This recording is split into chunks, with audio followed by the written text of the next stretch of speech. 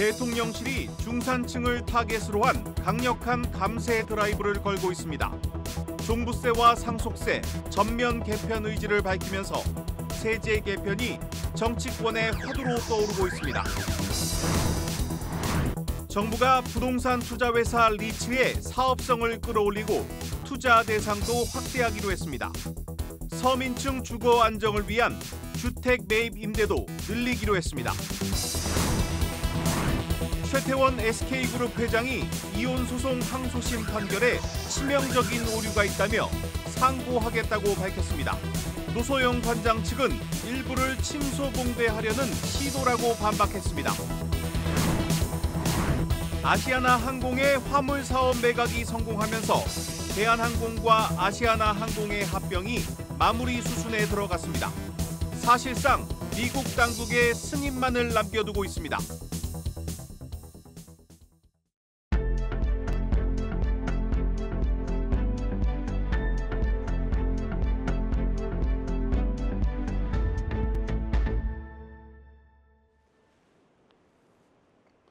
뉴스 플러스 시작합니다. 이혼 소송 항소심에서 1조 3천억 원대의 재산 분할 판결을 받은 최태원 SK그룹 회장이 오늘 기자회견을 열었습니다. 최 회장은 2심 판결에 치명적인 오류가 있다면서 상고하겠다는 뜻을 밝혔습니다.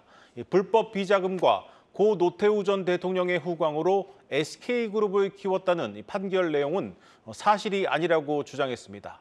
현장을 다녀온 취재기자와 자세한 내용 알아보겠습니다. 산업부 정재용 기자 나왔습니다. 정 기자, 일단 최 회장이 결국에는 이혼 소송에 대한 문제 제기를 위해서 기자들 앞에 섰습니다. 그렇습니다. 사실은 오늘의 오전에 SK그룹 종로구 서린빌딩에서 기자회견이 진행이 됐는데 최태원 회장이 나올 것이라는 예상은 사실 드물었습니다. 네. 전면에 들어서지 않았었기 때문인데요. 예고 없이 최태원 회장이 등장하면서 기자회견장에서 입장을 밝혔는데 시작 직후 90도로 머리를 숙여서 먼저 사과문부터 발표를 했습니다. 그리고 나서 약 8분 동안 입장을 표명했는데 직접 사과 장면 먼저 보시죠.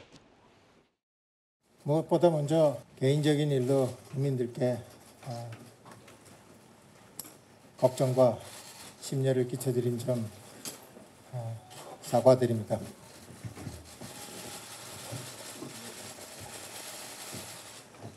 제6공화국의 후광으로 SK 역사가 전부 부정당하고 그 후광으로 저희가 사업을 키웠다라는 판결의 내용이 존재하고 있습니다. 이는 사실이 아닙니다.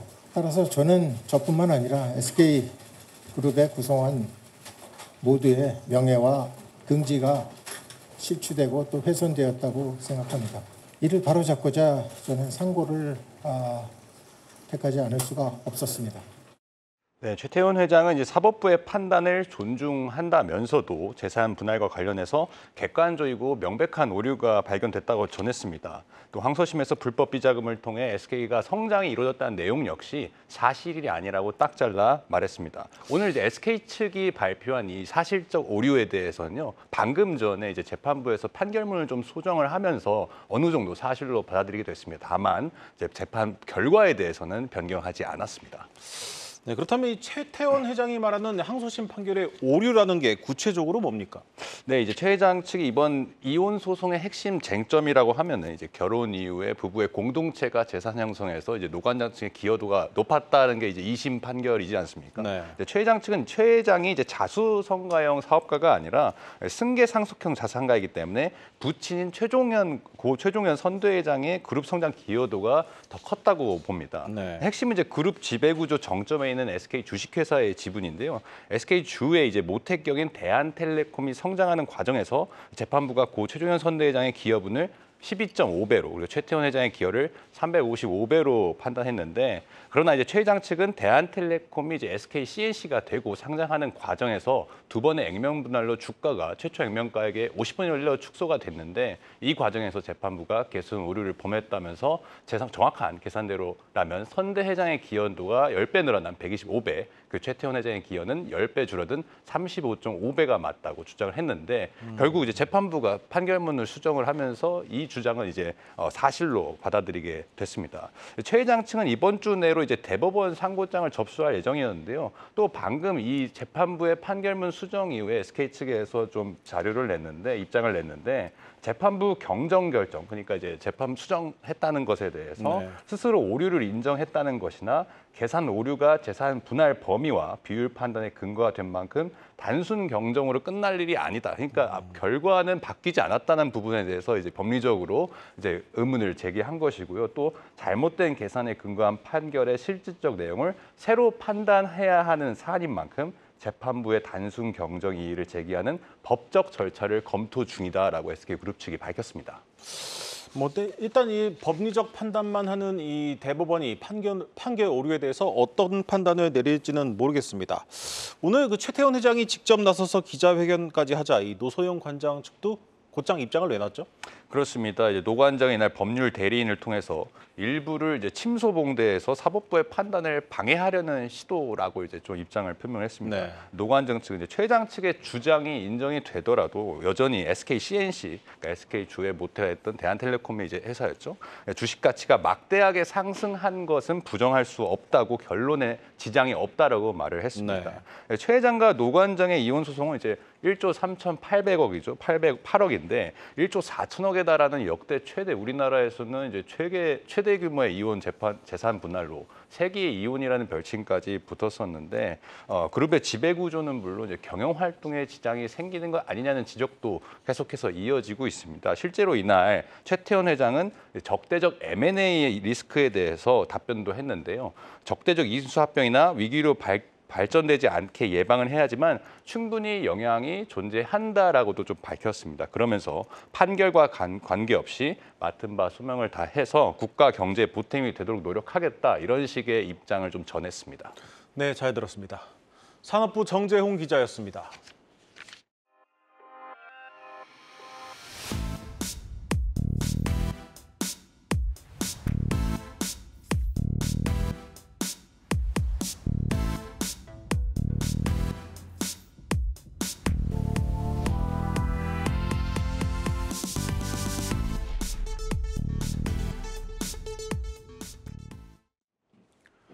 유럽 경쟁 당국의 합병 승인 조건이었던 아시아나항공의 화물 사업 매각이 성공하면서 대한항공과 아시아나항공의 합병이 구부 능선을 넘었습니다. 사실상 미국 경쟁 당국의 승인만을 남겨두고 있습니다. 유호성 기자입니다. 아시아나항공 화물사업부가 국내의 유일 화물 전용 항공사인 에어인천에 매각됩니다. 매각가는 5천억 원 안팎. 아시아나항공은 화물기 11대와 승무원 등 화물사업부 인력을 넘깁니다. 에어인천이 보유한 현금 자산은 100억 원가량입니다. 매각가에 한참 미치지 못한 만큼 에어인천 최대 주주 소시어스 프라이빗 에쿼티는 전략 투자자인 인화전공, 재무적 투자자인 한국투자파트너스와 컨소시엄을 맺고 모자란 자금을 조달한다는 방침입니다. 한 해 매출액이 1조 6천억 원인 아시아나항공 화물사업부 인수로 에어인천은 매출이 23배 불어납니다. 대한항공에 이은 2위 항공화물사업자로 단숨에 올라서는 터라 새우가 고래를 삼킨 것이 아니냐는 우려 섞인 시각도 있습니다. 하지만 화물 운송 능력이 입찰 경쟁에 참여했던 이스타항공이나 에어프레미어보다 높은 만큼 항공화물 분야 전문성을 인정받았다는 평가입니다. 지난 2012년 화물 전용기 한 대로 출범한 에어인천은 10년 넘게 항공화물 경험을 쌓았습니다. 기존 대형 항공사들이 효율이 낮아 운송하지 않는 프로젝트 화물을 주로 운송해왔는데 광산이나 유전 개발에 필요한 특화 장비들을 적시에 운반하는 식으로 사업을 확장해왔습니다. 지금은 중국과 동남아 등 단거리 노선이 주력이지만 장거리를 뛰는 아시아나항공 대형기가 들어올 경우 운송 효율성이 높아지는 효과를 기대할 수 있습니다. 아시아나항공 화물사업부를 인수할 적임자를 찾게 되면서 대한항공과 아시아나항공 합병도 청신호가 켜졌습니다. 유럽 경쟁 당국이 대한항공의 아시아나항공 기업 결합을 최종 승인할 경우 남은 것은 미국 법무부 승인입니다. 대한항공은 오는 10월 말 미국 법무부가 양사 합병을 승인할 걸로 전망하고 있습니다. 한국경제TV 유호성입니다. 지금 영국에서는 미국의 초대형 팝스타 이 테일러 스위프트의 콘서트가 열리고 있습니다. 이미 콘서트가 열리는 곳들의 이 지역 경제는 들썩이고 있습니다. 이 테일러 스위프트 효과라는 말이 있을 정도로 이 엄청난 경제 효과를 내기로 유명한데 이번에는 영국의 기준금리 인하까지 늦출 것이란 전망이 나오고 있습니다. 신인규 기자입니다. 영국을 찾은 미국의 팝스타 테일러 스위프트의 공연에 7만 명이 운집했습니다. 영국 지질조사국은 테일러 스위프트의 디 에라스 공연이 열린 지난 7일부터 3일 동안 스코틀랜드 공연장에서 일어난 진동이 지진으로 인정 가능한 수준이라고 밝혔습니다. 마이클 잭슨을 제치고 전 세계 역사상 최대 규모의 공연을 진행 중인 테일러 스위프트는 영국에서 기준금리 인하 시점을 늦추는 요인이 될 것이라는 평가까지 받습니다. TD증권은 8월엔 테일러 스위프트의 런던 투어가 진행된다며 이 공연이 영국의 서비스 인플레이션을 0.3%포인트 끌어올리는 요인으로 작용할 것이라며 이같이 분석했습니다. 경제학자들이 바라본 영국의 기존 금리 인하 예측 시점은 8월이지만 테일러 스위프트 효과로 영국의 지출과 물가가 예상보다 높아지면 중앙은행이 금리를 이때 내리지 못할 것이란 논리입니다. 바클레이즈는 해당 투어 기간 동안 우리 돈 1조 7천억 원 규모의 추가 소비자 지출이 발생될 것으로 추정했습니다.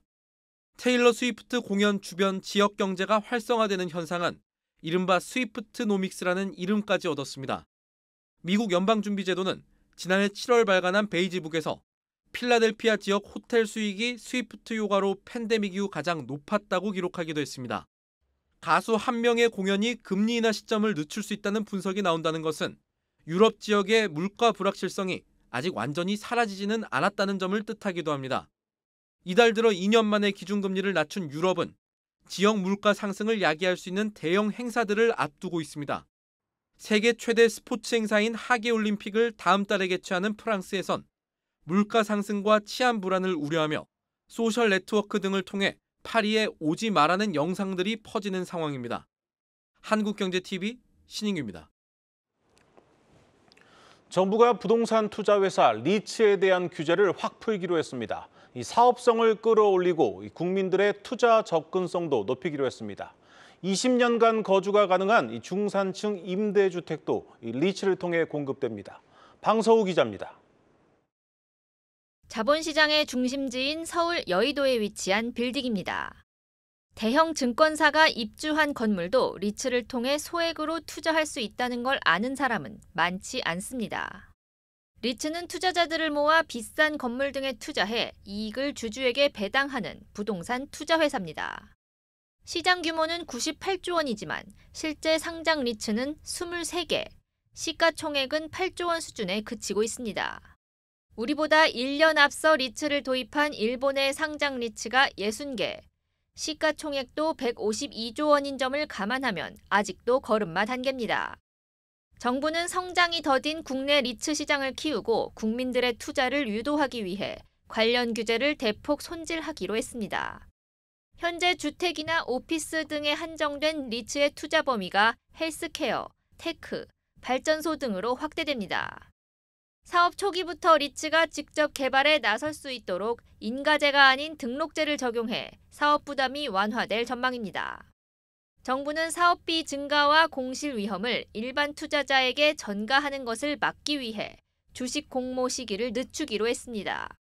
부동산 시장의 불안 요인으로 꼽히는 미분양과 전세난을 해결하기 위해 리츠가 구원투수로 나섭니다. 리츠를 통해 미분양을 매입하면 세제 혜택을 주고 중산층이 20년 이상 거주할 수 있는 임대주택도 리츠로 공급합니다. 이와 함께 정부는 앞으로 2년간 시세보다 저렴한 매입임대주택 12만 가구도 풀겠다고 밝혔습니다. 당초 목표하던 8만 가구보다 50% 늘어난 물량으로 실수요자가 선호하는 수도권에서만 70%가 나옵니다. 한국경제TV 방서우입니다. 정부가 외국인 관광객을 더 많이 유치하기 위한 대책을 내놨습니다. 이 차별화된 크루즈 관광 상품을 만들고 이 K-팝 예비 연습생 등을 위한 이 장기 체류 특별 비자도 도입하기로 했습니다. 한창률 기자입니다. The culture is very special. I like Korean and I learned some of them. Yeah, K-pop, EXO, it's very popular in the world now. 4월까지 관광 수입은 49억 달러. 한국을 방문하는 관광객 수는 회복세를 보이고 있지만 관광 수입은 코로나 같은 기간 대비 70% 수준에 머물고 있습니다. 한 50% 정도는 완전히 지금 회복이 안 돼 있어요. 시간이 가기 전에 제발 그 좀 빨리 좀 해서 지원해 주시고, 그러니까 인력 문제라든지 이런 거. 세계 각국의 관광객 유치 경쟁이 고조되고 있는 가운데 한국 관광의 위상을 더 높이기 위해 정부가 팔을 걷어붙였습니다. 입국 절차 간소화와 각종 편의를 제공해 소비를 유도하겠다는 구상입니다. 외국인이 입국과 이동 과정에서 느끼는 불편을 해소하겠습니다. 크루즈 관광객이 이용할 수 있는 출입국 무인 심사대를 늘리고 주요 행사 참석자가 입국 우대 심사대를 이용할 수 있도록 지원합니다. 한국만의 색다른 볼거리와 즐길거리도 제공해 외국인들의 주머니를 열 계획입니다. 이번 달에 코리아 뷰티 페스티벌 이벤트를 개최하고 한국인처럼 살아보기를 주제로 한 체험 프로그램을 해외 현지에서 홍보할 예정입니다. 다양한 즐길거리에 대한 만족도를 높이기 위해 숙박, 레저, 쇼핑 등이 함께 있는 관광단지 조성을 위한 복합시설지구 유형도 신설하기로 했습니다. 우리 관광에서 질적으로 전환하기 위해서는 지역에 외국인이 많이 갈 수 있도록 하는 정책을 적극적으로 펼쳐야 된다고 생각을 합니다. 그래야 체류 일수를 늘릴 수 있고 지출액이 늘어나거든요. 글로벌 아이돌 그룹과 한국 드라마 등으로 K컬처라는 신조어를 만들어낸 한국의 위상을 이제는 방한 관광객 3천만 명, 관광 수입 300억 달러 실현을 위한 프로젝트로 확대시키고 있습니다. 한국경제TV 한창률입니다. 혹독한 구조조정을 마친 유유제약이 올해 1분기에도 흑자를 내면서 본격적인 재도약에 나서고 있습니다. 박노용 유유제약 대표를 박승원 기자가 만났습니다. 올해 1분기 흑자 경영 체질을 달성한 유유제약. 타사 의약품 판매 감소로 매출은 소폭 줄었지만 영업이익과 순이익은 각각 136%, 1117% 급증했습니다. 연구개발비 감축과 영업조직 축소 등 허리띠를 졸라매는 방식으로 경영 효율화에 성공한 겁니다. 실적 개선은 이뤘지만 아직 안심하기 이르다는 게 박노용 유유제약 대표의 판단입니다. CSO 전환은 이런 것들이 다 종합적으로 이제 시너지 효과를 내면서 1, 4분기에는 굉장히 수익이 났고요. 혁신 경영 이런 것들의 효과가 어떻게 지속이 되고 어떤 또 영향을 발휘할지 조금 지켜보면서. 결국 올해 목표인 흑자 전환을 위해선 체질 개선과 함께 수익원 다변화가 필수라는 설명입니다. 이런 측면에서 유유제약은 신사업인 의약품 이커머스를 강화하고 나섰습니다. 관계사를 흡수합병해 이커머스 본부를 설립하는 등 기존 의약품과 건기식의 유통 경로를 확대해 외형을 키워 수익성을 개선하겠다는 보관입니다.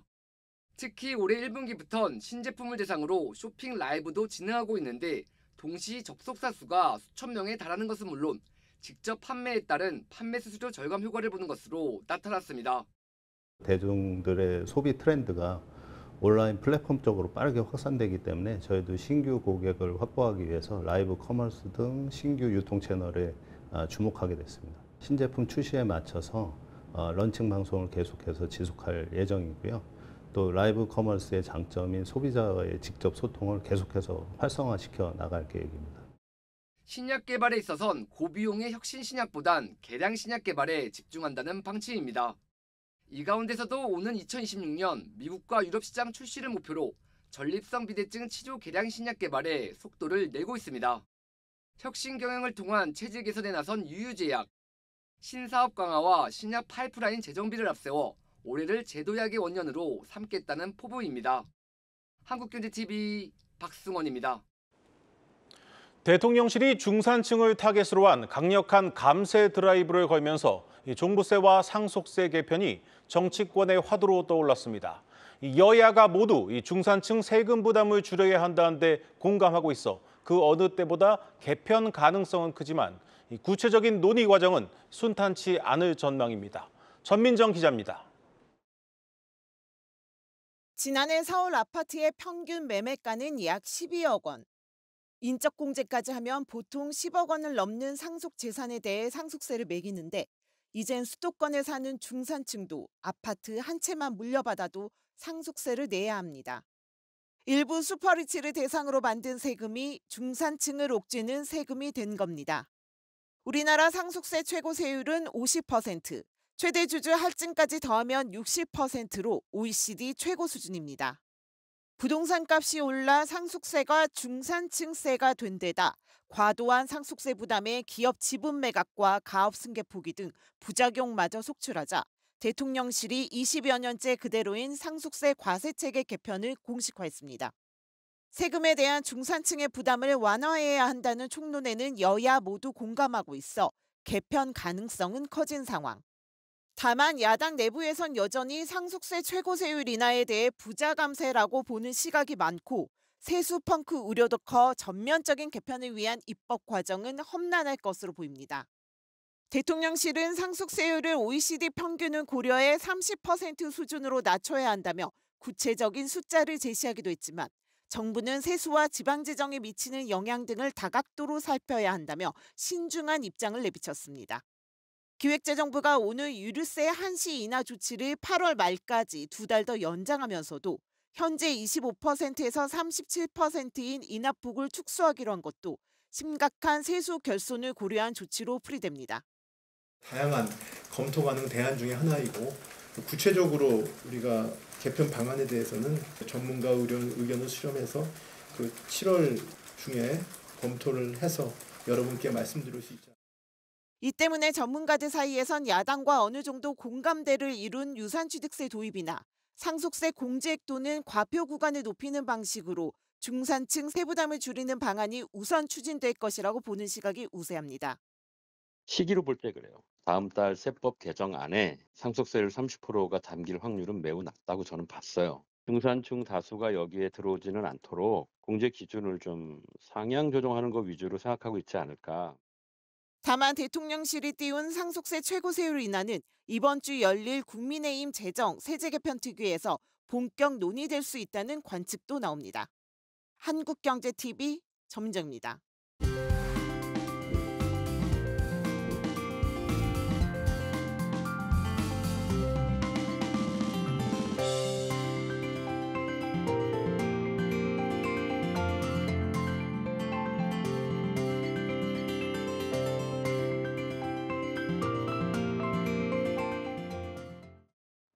오늘 준비한 뉴스 플러스는 여기까지입니다. 함께해 주신 여러분 고맙습니다.